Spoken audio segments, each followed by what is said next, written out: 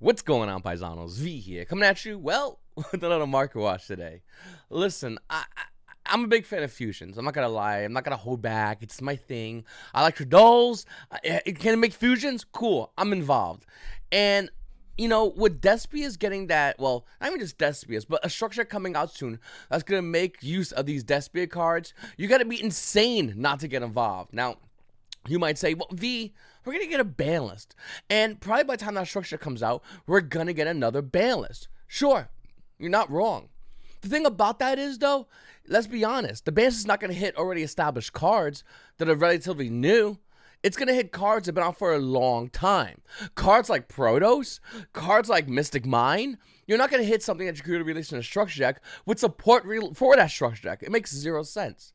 And that could lead you into Nationals. If anyone looking to play Nationals years, you better be getting ready. You better be practicing. You better know what your cardboard does. Because if you do not, you're giving free wins away. And anybody giving a free win away at Nationals, that's another year of regret. Listen, looking at Despia's, I do think this is going to be one of the tier 1 decks moving into Nationals. In a couple of months, we're going to be getting a structure deck, and everyone's going to want to either play this or play against this. For those that do want to play this, you got to want to know what it does. Obviously, it's your cards. You're going to play against this, well, you got to know what it does as well. Even more so, because how are you going to counter it? You got to figure that out quickly. Looking at cards like Dramaturge or Despia, it doesn't really see play, but the cards are roughly around $5. The rest of the core, I highly recommend you picking up. And Albaz, Jester, or Despia, if you're lucky, we'll get a reprint, right? No. Listen, around Nationals, there's always decks with money cards in them. I'm sorry, it is what it is. Albaz, the Jester, or Despia, is going to be one of those money cards. Now, by going by a verifiable seller, it's roughly around $65, and that's a good amount of money. The value of this card is going down, so it depends on you. Do you want to wait for it? Do you not want to wait for it? Do you want to get your deck core now? It's all on you, but I do think Despias are going to be needed. Another card going to be needed is going to be Albion, the Branded Dragon. The deck plays 3 of this card. 3, right there. This card coming out of Lightning Overdrive, rising in value, currently is roughly around $16 a copy. Do you have yours? Listen, you also might want to pick up Fallen Albaz. Now, obviously, this is the original print secret rare. There is a reprint we'll talk about in a second, but the value of the original print has been rising, despite the fact that there's a reprint. Look at this card. Price is roughly around 30. Oh, I'm sorry. There's a heavily played, and after that, it's $32. $32 for this card. Now, you're like, hey, V, where's my reprint? Boom. Ultra rare, still not bad. This is the same exact thing. The ultra rare version of this card is roughly around $1. This guy's 21 of them. So there is still time to go ahead and grab these cards. And once again, like I said, I do think Despia's is going to be making its way, or Albaz, depending on whatever you want to call it, is going to be making its way into the Nationals. I think the meta we're entering in, I would love to know in the comments down below, what do you think about this? But I do believe that we're going to be entering into a out-turn meta, where my turn's my turn, but after that turn 1, your turn's our turn, my turn's our turn. And what I mean by that is everybody's gonna be playing cards on everyone's turn, not just like trap cards or a hand trap, actually making moves. A great example of this kind of out-turn mentality could be seen by Flunderies. Now, are they gonna be a dominant deck? No, but they're definitely gonna be around still. And they do this out-turn, where you see them make their first turn move, and then when you go at a selected time, they start playing Yu-Gi-Oh! As if it was their turn on your turn. And Despia's Albaz is going to be doing the same exact thing.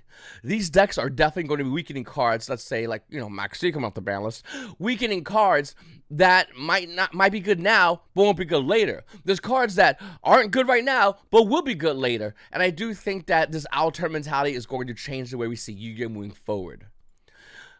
Little card you might want to pick up right now because it's relatively cheap and nobody's looking at it right now is a collector version of Reinforcement of the Army. This card right now, first edition, is roughly around $98. Yes, it's a lot of money, but you really only need one because it's limited, and also it's the highest version of Reinforcement of the Army. You go ahead and get the first edition version, no big deal. It looks really nice. I own it. I own a couple of copies actually. Really cool card, but this is the highest rarity, and to be honest with you, doesn't look that bad as a CR. So, Speed Duels, Battle City box. I mean, obviously when it first came out, it was a lot easier to find. Now it's a lot harder to find. People are getting ready for the GX Academy box, but there's still value. And you can see it over here, and we're going to go over this every now and then probably like once a month, just look over the prices of these cards, because I predict these cards' prices are going to spike incredibly high in a incredibly short amount of time. The minute everyone realizes not everybody has this. This card has cards for multiple formats, including almost any format in the retro style formats, time wizard formats, as well as current day format. This is a gold mine. Nobody has picked at it yet. Eldritch the Golden Lord right now is kind of starting to go back up in value. And I think if you are getting ready for the ban list, obviously one of the things you want to talk about is what can survive. I think Eldritch can survive. Now, some might say, well, Elixir can get hit, Conquistador, Hakuero. I don't think those can get hit. I don't think Eldritch will get hit. We have so many other problematic cards in this game. When was the last time someone actually made a real argument for Eldritch getting slapped on the ban list? It's been a while, hasn't it? I think it was the last time we saw it when the single variant of Eldritch was around, when people were saying, oh, Elixir to 1 or some goofy thing like that. But yet the meta is so crazy right now. The odds of Eldritch getting hit almost not being talked about. Could it be a limit or semi-limit? Maybe, but once again, we're not really looking into that. We're not really talking into that because we're so focused because all the broken cards in the current game right now. Artifact Psi, Protos, Mystic Mine. Like, we have so much bigger issues in the game. Hitting other decks ain't that much a prerogative. But it really should be. I mean, think about it. When was the last time we had a Armageddon ban list? Every ban list we had is like a light little kiss on Konami. Mwah, hit one deck. Mwah, touch one random card. We haven't had a meta in which a ban list in about roughly around 2, almost 3 years, where Konami came through and said, hey, how's it going, everybody? Death to every single meta deck. And by the way, hit that random deck over there as well. Now play Yu-Gi-Oh! The Armageddon ban list. It happened in 2019, January, ironically. We should be getting a ban list this month, January of 2022. What could be on it? Hopefully everything.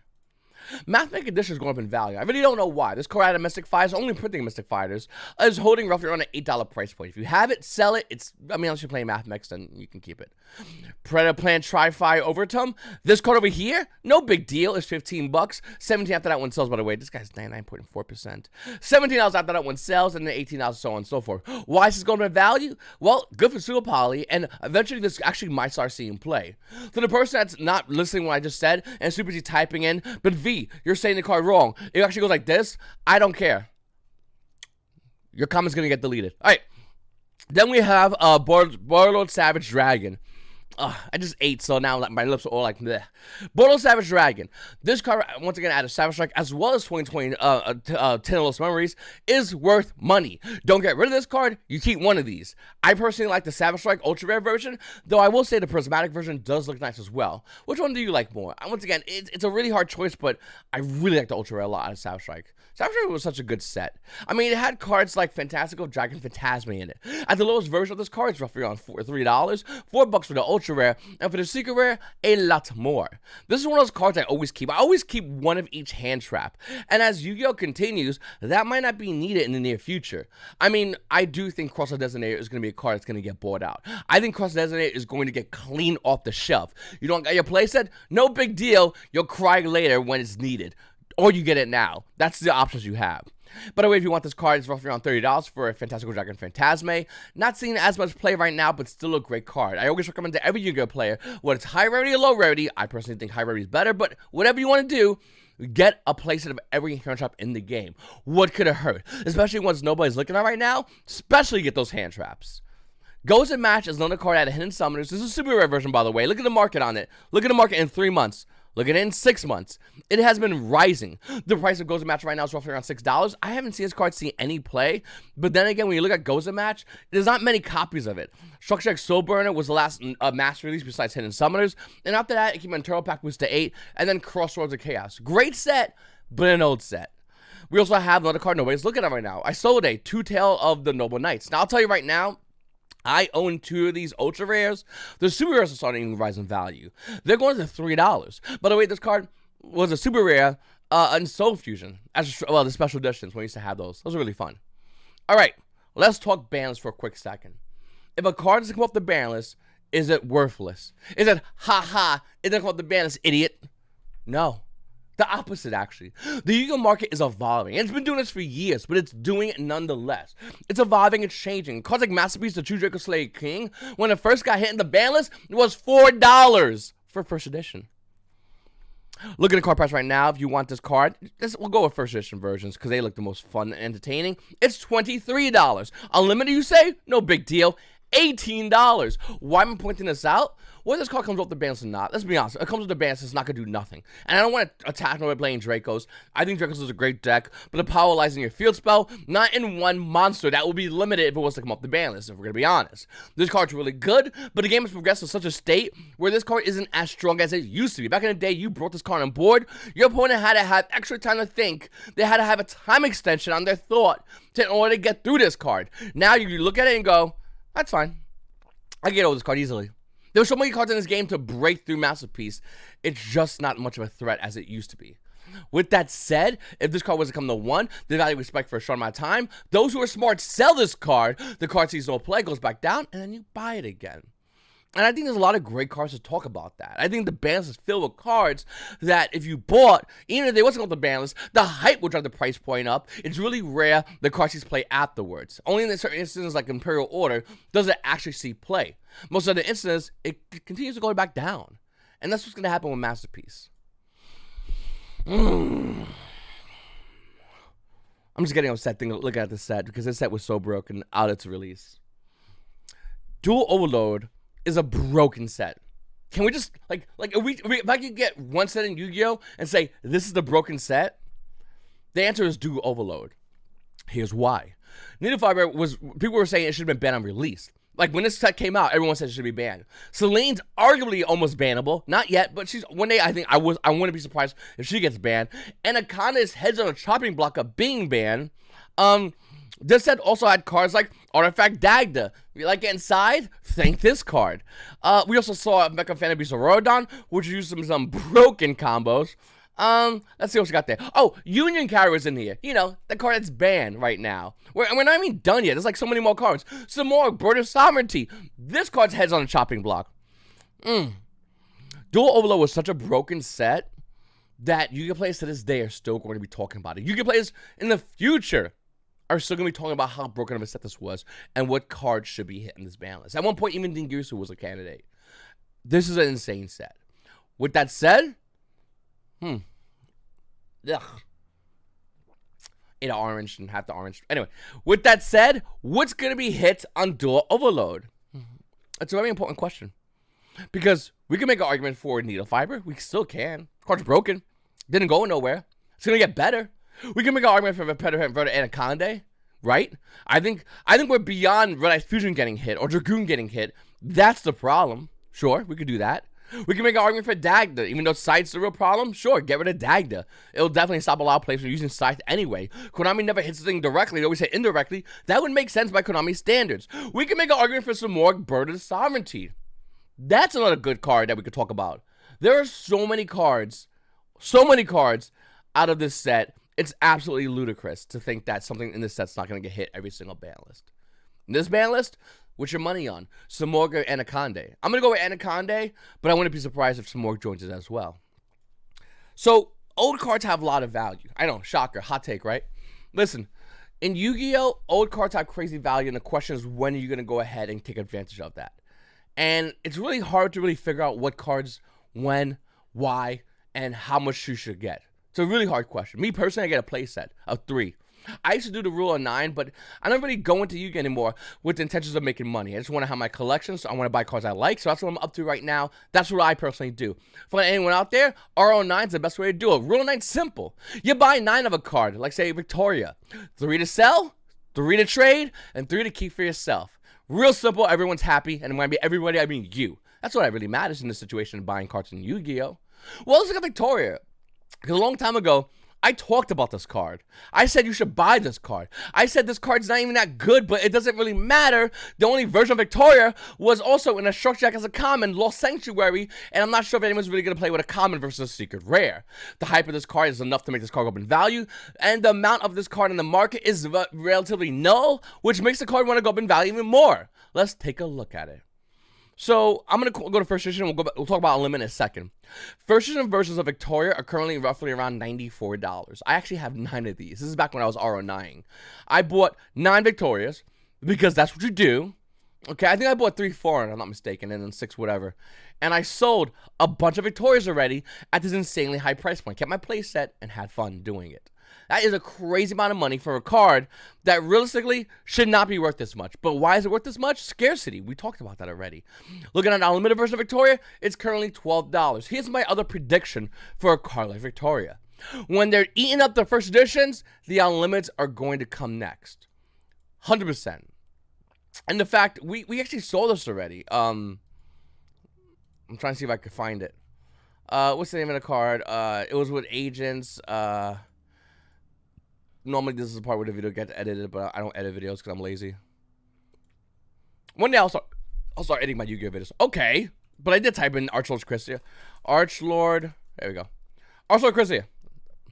So, first edition versions of Archlord Christia are insanely expensive. I mean, absolutely insanely expensive, and rightfully so. This card is hyped up. $300. Okay, that's a lot. The card used to be like $40, and that used to be the lot.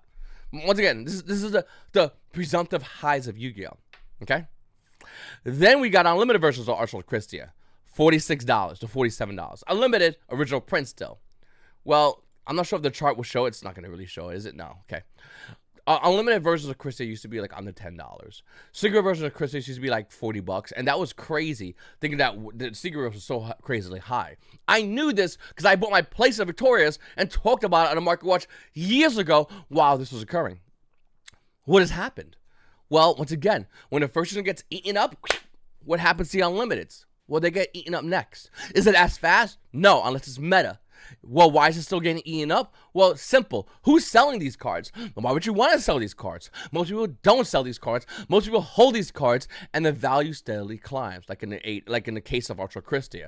Now you might say, well, Christia is supposed to play in this one format, this one time. Sure, I guess so, but it's not seeing play right now. Still holding good value though for not seeing play. Look at a card like Victoria, it's going to basically do the same exact thing. Just because it doesn't see play today doesn't mean it's not worth money tomorrow. That's what I'm trying to point out with a lot of these old cards. Now, it doesn't work for every old card yet. But ultimately, I could see it working for everything. And this is why I usually go in a lot of cards and usually buy up a lot of cards. And I might do videos, maybe a video once a week and talk about what I'm buying. I gotta find a way to blow my address out, but talk about what I'm buying and why I'm buying certain cards for. I'm doing more Patreon stuff actually, so I might do that on my Patreon actually. You know what? Done. I'm already done with it. I'm doing it for my Patreon. So if you want to see what I'm buying, just about every single day, not every single day, but a lot of times I buy cards, I'm going to post on my Patreons the cards I bought and why I bought them for and what's the rarity instead. And if you want to know that, just join my Patreon. It's very simple. The link should still be down below. I got to redo my Patreon. I felt so bad for everybody that's still getting money. You're all awesome. I appreciate everybody watching this video. Subscribe. And thank you for subscribing and blah, blah, blah, blah, blah. It's your boy V. You guys have a great day.